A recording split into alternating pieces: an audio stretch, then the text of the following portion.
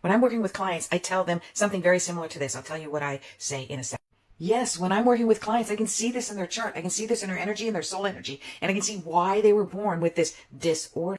I will rise above this just a little bit. There are clinically proven people that do have ADD and ADHD. That is a different story. But all these diagnoses is a real thing. Don't get me wrong. But people with ADHD carry the OG genetics trait that make them an elite hunter-gatherers and scouts to ancestral times. Fast reflexes, heightened sensitivity, scanned attention, quick adaptation with all superpowers and a natural it only gets labeled with a disorder or a disease or dysfunction when you're born in a modern world that forces you to sit still 8 hours a day, memorize irrelevant information, and conform to systems designed for industrial efficiency, not human.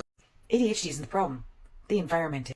So when I'm working with my clients, I'm looking for 4 things within the birth chart.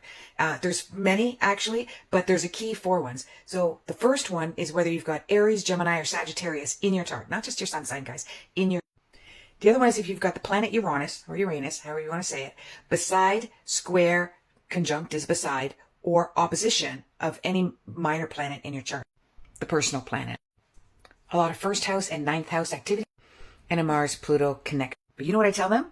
99.999% of the time, they tell me, oh yeah, I just got diagnosed or I'm self-diagnosed. I already know that I am. You are a multifunctioning, multitasking, multi-amazing, multi-curious, multi-talented person. That's it.